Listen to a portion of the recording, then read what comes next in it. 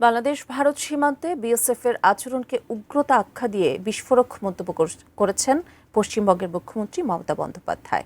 শুধু তাই নয়, ভারতীয় সীমান্তরক্ষী বাহিনীর বিরুদ্ধে গুরুতর অভিযোগও করেছেন তিনি, যা নিয়ে দেশের রাজনীতিতে চলছে তুমুল আলোচনা। উত্তাপ সৃষ্টি হয়েছে পশ্চিমবঙ্গের রাজনৈতিক অঙ্গনে। কিন্তু কি এমন বলেছেন মমতা, জানাচ্ছেন এসআই রাজ।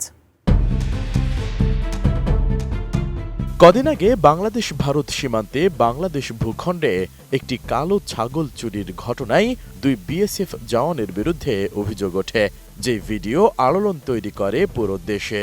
শুধু তাই নয়, সীমান্ত হত্যা, পুশিন সহ বিএসএফের বিরুদ্ধে অভিযোগ নতুন নয়।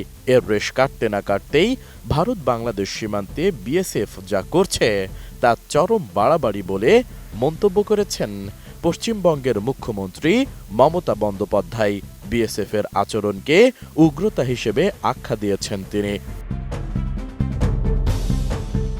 তিনি বলেন, ভারতীয় নাগরিকদের জোরপূর্বক বাংলাদেশে ঠেলে দেওয়া হচ্ছে। সোমবার কোচবিহারে প্রশাসনিক সভায় মমতা বন্দ্যোপাধ্যায় এ অভিযোগ তোলেন। বিএসএফ ফোর্সফুলি তাদের পুশব্যাক করে দিচ্ছে, প্রচুর লেনদেন উধার হচ্ছে বর্ডার দিয়ে।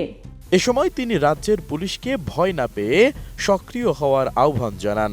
সেই সাথে তাদের নাকা তল্লাশি জোরদার করা উচিত বলেও মন্তব্য করেন তিনি। আর যারা রাজ্যের পুলিশ অফিসার তাদের আমরা বলবো, এত ভীতু হলে চলবে না। নতুন বাংলাদেশ গড়তে এলো জুলফিকার স্টিল। জুলফিকার স্টিল, ইস্পাত দৃঢ় অঙ্গীকার।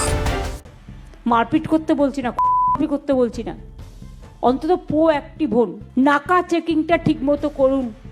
9 ডিসেম্বর ভারতীয় সংবাদ মাধ্যম ইন্ডিয়ান এক্সপ্রেসের এক প্রতিবেদনে এসব তথ্য জানা গেছে। প্রতিবেদনে বলা হয়, কোচবিহারের ওই সভায় সীমান্তবাসীদের ওপর হয়রানির অভিযোগ তুলে মমতা বলেন, ভাষার ভিত্তিতে নাগরিকত্বের সিদ্ধান্ত ভুল। তিনি বলেন, বাংলা বললেই কেউ বাংলাদেশি নয়। বাংলাদেশ একটি দেশ, বাংলাদেশ একটি আলাদা রাষ্ট্র, আর পশ্চিমবঙ্গ একটি আলাদা রাজ্য। উর্দু উত্তরপ্রদেশেও বলা হয়, পাকিস্তানেও বলা হয়। তাহলে কি সেখানকার সবাই পাকিস্তানি? আমি ভেবে পাই না বাংলায় কথা বলেই সে নাকি বাংলাদেশ। আরে বাংলাদেশ তো একটা আলাদা রাষ্ট্র, আর বাংলা তো একটা রাজ্য। ভাষাটা দুজনের এক হতে পারে। তো পাকিস্তানের যে উর্দু ভাষা, সে উর্দু ভাষায় তো আপনার ইউপির লোকেরাও কথা বলে, সে তো বিহারের লোকেরাও কথা বলে, আমাদেরও অনেকে আছে কথা বলে উর্দুভাষী যারা আছে, যারা পাকিস্তান আর পাঞ্জাব বর্ডার আছে, তারা পাঞ্জাবি। পাকিস্তানে একটা পাঞ্জাব আছে, আবার ইন্ডিয়াতে একটা পাঞ্জাব আছে। এগুলো হচ্ছে ইতিহাস। ভাষার কারণে পশ্চিমবঙ্গের বাসিন্দাদের সন্দেহের চোখে দেখা হচ্ছে অভিযোগ করে মমতা এ সময় বিএসএফ ছাড়াও অন্য রাজ্যের নিরাপত্তা সংস্থার আচরণ নিয়েও সতর্ক করেন। তিনি বলেন, কোন রাজ্যের সংস্থা পশ্চিমবঙ্গে নিয়ম না মেনে কাউকে গ্রেপ্তার করতে পারে না। সম্প্রতি ভারতে ফেরত যাওয়া বাংলাদেশে পুশিনের শিকার অন্তঃসত্ত্বা সোনালী খাতুনের কথা তুলে ধরেন তিনি। যে গর্ভবতী মাকে নিয়ে এলাম, তার পরিবারের 4 জন এখনো ওখানে আছে। তারা ইন্ডিয়ার সিটিজেন, কাগজপত্র আছে।